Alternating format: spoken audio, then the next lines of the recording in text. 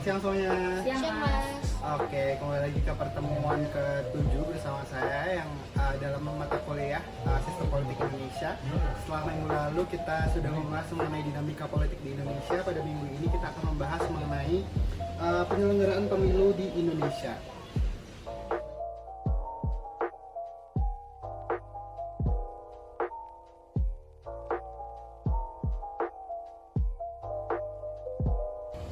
Nah, selanjutnya karena minggu ini minggu terakhir, minggu depan udah UTS, kita akan mengganti pertemuan kalian UTS dengan tugas nih, yaitu kalian akan mencari mengenai informasi penyelenggaraan pemilu di Indonesia.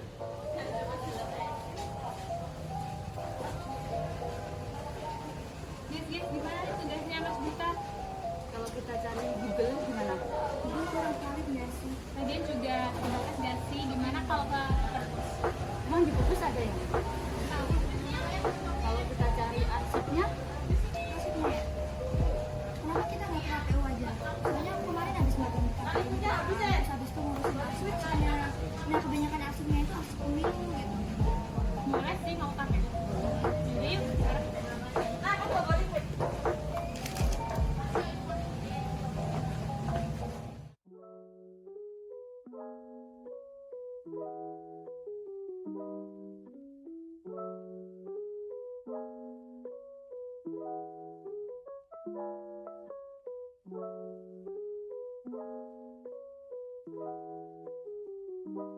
Mari Mbak, silakan bisanya dulu.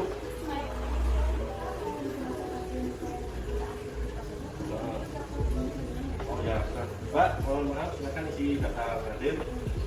Terus, baik, nanti kemarin mau apa? Saya sampaikan. Terus, minta kartu identitas.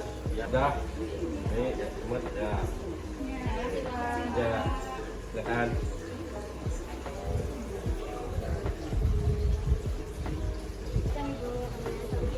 Kami dari mahasiswa UGM ingin mencari tahu bagaimana akses arsip di KPU di Indonesia.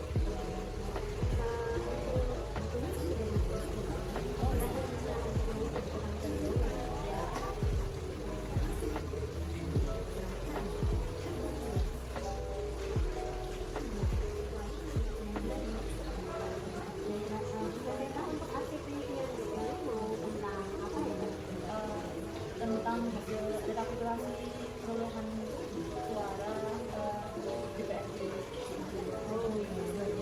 tahun 2019. Arsip rekapitulasi suara anggota di tahun 2019 ya. Sebelum proses di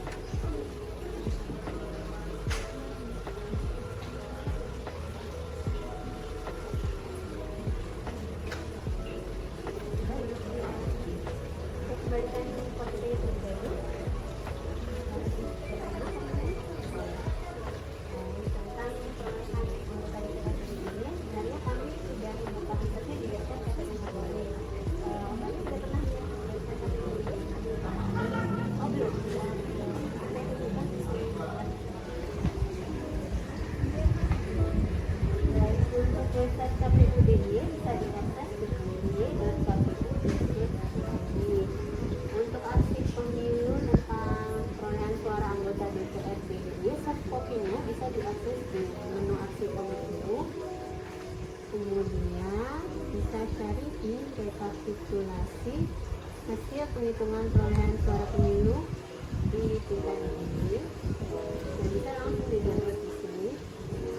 Nah, ini adalah hasil dari rekapitulasi anggota DPRD DIY tahun 2019. Untuk soft copy-nya bisa diakses menggunakan flash disk atau copy sendiri. Kalau kami ingin melihat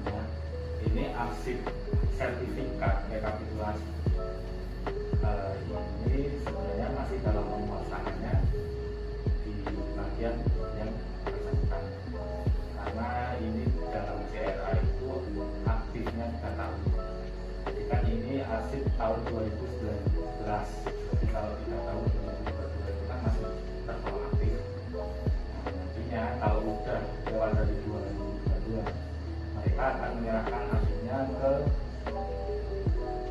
subbagian umum dan logistik. Itu arsip-arsipnya saya. Tapi ini tadinya ini masih di bagian teknis dan mungkin kalau misalnya mau untuk meminjam arsip ini harus kita copy dulu. Tapi kalau untuk melihat fisik aslinya kita bisa silakan untuk melihat.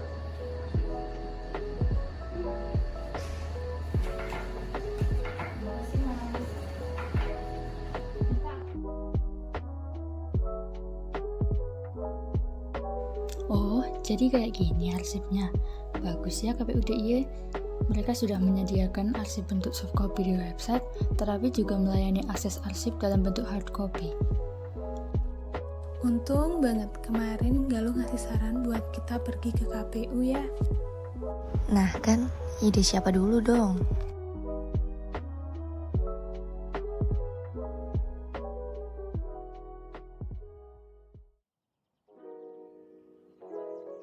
Terus selain arsip ini, kira-kira yang ada di KPU itu arsipnya apa aja ya Mas?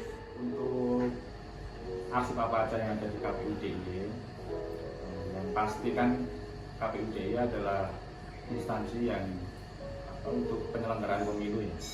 Nah, untuk arsip substantifnya itu terkait penyelenggaraan pemilu. Contohnya seperti tadi hasil rekap. Yang lainnya itu terkait berita acara hasil, ada berita acara penetapan, SK penetapan, itu untuk arsip-arsip substantifnya terkait penyelenggaraan pemilu. Kalau untuk arsip fasilitatifnya, nah itu yang mendukung kepemiluan, misalnya laporan keuangan, laporan kerja, program dan anggaran. Nah, mungkin seperti itu arsip-arsip yang ada di KPU DIY. Oh iya Mas, kalau boleh tahu sebelumnya udah ada yang pernah akses fisik arsip nggak sih Mas? Untuk siapa aja yang pernah akses arsip di KPU DIY? Nah, kalau sampai saat ini untuk peminjam arsip fisik asli itu memang belum ada, karena kita kan punya mekanisme untuk pemohonan informasi itu melalui BPID. Nah, dan petugas BPID itu mereka sudah mengumpulkan soft copy arsip-arsip yang boleh dipublikasikan. Itu sudah ada daftar informasinya. Nah, untuk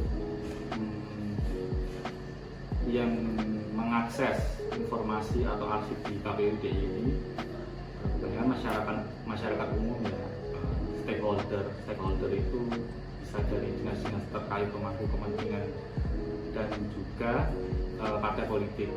Nah, untuk sampai saat ini untuk pemohon informasi itu mereka sudah terlayani dengan baik dari BPID. Jadi dari soft copy dari soft copy yang ada daftar informasi publik itu mereka sudah terpenuhi. Nah, untuk sampai ke fisik arsipnya untuk melihat yang asli itu memang sampai saat ini belum ada. Nah, mereka kalau misalnya memang mau fisik aslinya itu bisa di copy. Itu ada batasan-batasan yang Mas buat peminjaman arsip gitu, misalnya arsip yang boleh dipinjam atau arsip yang tidak boleh dipinjam gitu.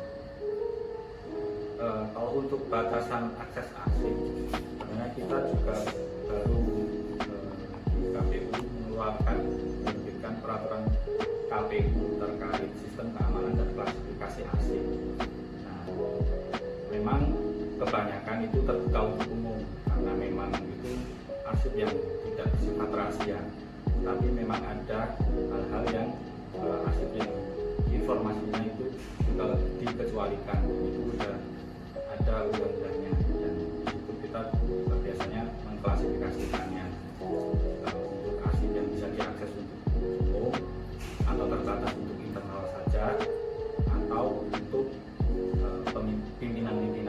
biasanya yang memang bersifat sangat rahasia atau yang tidak boleh diakses oleh Oh begitu ya Mas. Terima kasih atas